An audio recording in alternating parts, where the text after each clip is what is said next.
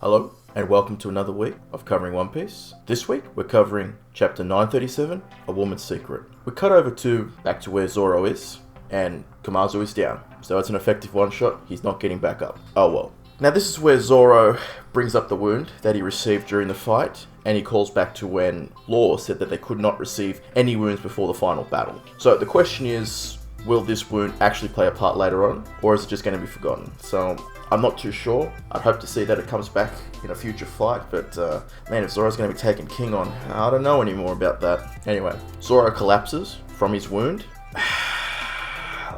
I gotta say, I'm really shocked that Zoro would collapse from such a simple wound. Considering the damage that Zoro has taken during the series, Thriller Bark being the classic example of this, I don't have any words for this because I actually kind of think it's a bit bullshit. Some people did say that, he's had this wound. He also hasn't eaten in quite a while, so that could explain why he has collapsed. I understand that. I'm just shocked that such a simple wound has taken Zoro down and made him collapse. And, considering what I assume, if he does fight King, considering the damage he should be receiving from King, you'd think he'd be receiving way more damage than what he received from Kamazu, so whatever. Now, this will be a trend of the chapter as we cut over to Takuri, where Kinemon and the Minks are discussing the fact that their moon tattoo has been discovered and their allies are being arrested in the capital. And we cut over to the capital, we see said allies being arrested, taken in. Now, while I was reading this, I did get the feeling that Oda is really trying to hammer in the question, who is the traitor? Who's the traitor going to be? And I feel this point will come up later, because as we, again, following trend, we cut over to the Pleasure District in the capital, we see Kiyoshiro talking with one of his underlings about the Kumasaki's funeral. Yeah.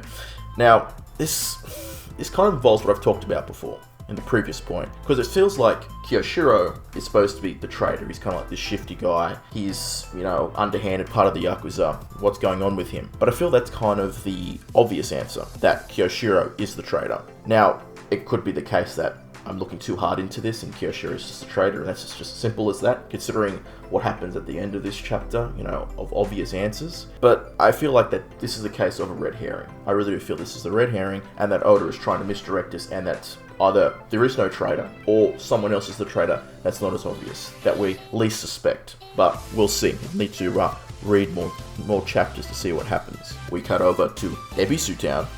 Man, as I wrote in my notes, transitions cutting over all over the place. I kind of don't like this, but anyway. Sanji has been beaten up by Nami for obvious reasons, peeking in the shower.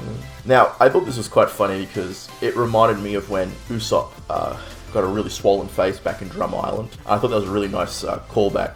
So I did appreciate that humorous side of the chapter there. That was quite funny, and I always appreciate comedic callbacks. But the meat of the chapter, well, to me, I thought of the best bit of the chapter was when Law and Shinobu were basically having a back and forth, because Shinobu was basically accusing Law's captured crew members, Beppo, Sachi, and Penguin, that they were the ones who disclosed the information about the Crescent Moon. Law's having none of that. He basically said, nah, they will never betray us. It's just not the case. And Law's basically saying, I gotta go rescue them. I gotta go rescue my crewmates. Shinobu's like, nah, they gotta be silenced. They're tainted goods. They're being caught. They gotta be killed. Now, I love this moment because Law's reaction here was just full of bloodlust. Just like this, he could honestly just kill Shinobu right there, just at the mere mention of ditching his crew members or killing off his crew members. Now, again, because I was looking at some of the fan community posts about this, a lot of people are now theorizing that Law could betray the Straw Hat Alliance. He could turn.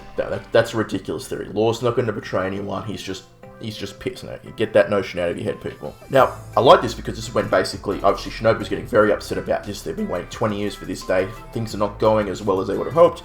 And Konjuro steps in and basically says, no, you got to calm down, Shinobu, because, these are our allies. They're here to assist. We didn't have these guys before. Their plans allied with our plans, and we're going to combine to take down Kaido and Orochi. You can't be acting this way. But again, he does understand, but he's stressing, you got to calm down. This is not the time. Anyway, this is where we get an interruption. Someone saying, yo, I can hear you arguing from out here.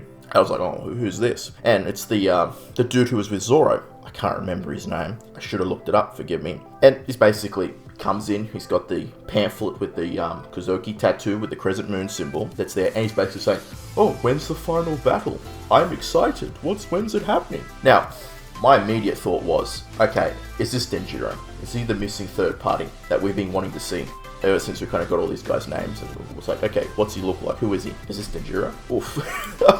I mean, well, you see Raizo, you see Konjuro. This doesn't surprise me in this case. When I was discussing the chapter with my good mate Blood, he did kind of theorize that, is this guy the traitor? All this nicety, all this kind of kind guy act, is it all bullshit? Now that's the question. Is it bullshit, and is he the traitor? I don't know about that. I don't know what to think. I doubt it. I do doubt it. I think he is a good guy. I don't know if he's Genjuro or not, but I don't think he is the traitor, but you never know. Because, I mean, you think about how poor their village is and their kind of situation, and the situation he's in, this could be a chance for him to, get paid, help his village influence or improve its affluence.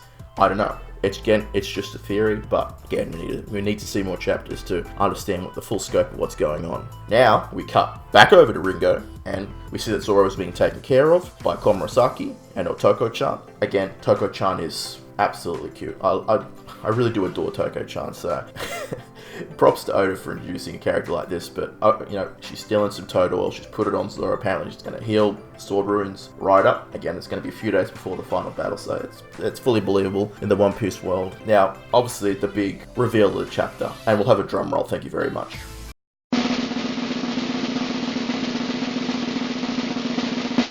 Komurasaki is Momo's little sister. I should say, big sister, but this is no big shock. I think everyone and their mother saw this coming. Probably the worst secret in One Piece at this current moment. There really isn't anything to say about this. We theorized this for ages now. I remember weeks and weeks ago, I think when Komurasaki we actually saw her in the flesh, people were saying it's Momo's sister, it's Hiyori. Again, this reveal is not shocking. I think if you're a casual fan of One Piece and you saw this, you'd go, oh, this is a big shock. But I think those who are well-versed in the series, kind of theorize about things, really look into tiny details, you would have picked it up. So it is what it is there. We also get a map where everyone is in this map. So basically locations like Kaido, Big Mom, Luffy, Law, all these characters, Robin, they're all put into this map. So we kind of get a geography location. That was nice. Again, that's it for the chapter. Go to my overall. I think this is a 5 out of 10 chapter. It's average. There's nothing special for me personally. So, and I would stress to people a 5 out of 10 is not trash. That's a 2 out of 10, a 3 out of 10, or 1 out of 10. That's a trash chapter. It's not a bad chapter. It's just nothing special. A lot of transitions kind of annoyed me. Seeing Zoro go down, no. Unfortunately, we are on break. I think that's probably lowering my rating a little bit because, there isn't a lot of meat to kind of talk about for 2 weeks for this chapter. So the break is unfortunate, but it is what it is. This is the King Killer signing out, and I'll see you in my next video. Sayonara.